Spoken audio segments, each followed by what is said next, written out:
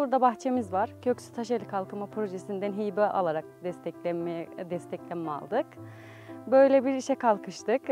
Eşime destek olmak için, çocuklarıma daha iyi bir gelecek sunmak için hibeyi aldık. Hibeyi aldıktan sonra bahçenin kurulumunu yaptık. Sonrasında fideler geldi. Fidelerin ekimini, dikimini yaptık.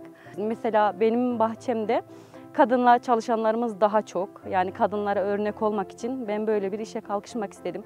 Sarıveliler gibi bir yerde hani nasıl desem çok kadınlara pek bir iş imkanı olabilecek bir yer yok. Ben de dedim böyle bir şey yapayım. Belki kadınlara daha iyi örnek olabiliriz diyerekten. Ortaokulu çıktıktan sonra Alanya'da 7-8 sene turizmde çalıştım. Ondan sonra İstanbul'a gittim. Bir 10 sene tekstilde çalıştım. Pandeminin etkisiyle biraz yıprandık ve köye döndük. İlk sene masrafımı çıkardım. Bir sene de kazanıyorum.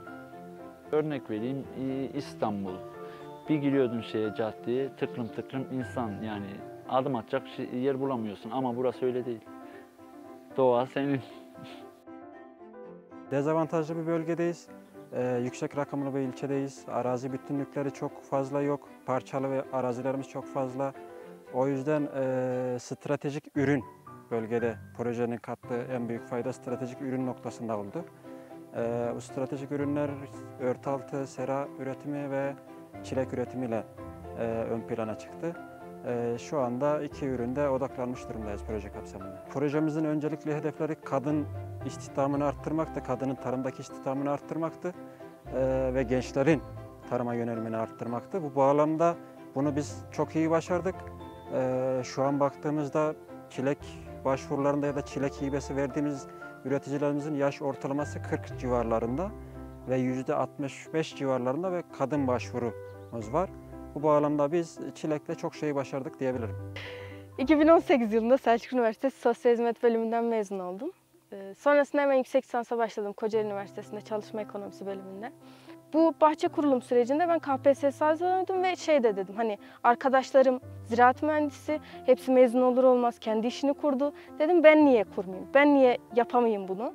Çevredeki insanların bakış açısı da değişti. Yani farklı şeyler üretilebilir. Ara ürün gibi de bakılıyor biraz. Elma pasif gelir haline getirilip çilekle birlikte döndürülebilir yani. Gelir artışını sağlayabilecek de bir şey. Şöyle bir şey de yaşadık biz. Hani tüm köyü karşımıza almış gibi olduk ama gençler bizim yanımızdaydı o dönemde. Gençler hani yapın. İlk hasatı biz gençlerle yaptık. Instagram hesabı falan kurduk, orada paylaştık. Gençler sosyal medya konusunda bize destek verdiler. Gençler dediğimde bizim arkadaşlarımız birliği, bütünlüğü tam anlamda sağlayabildik.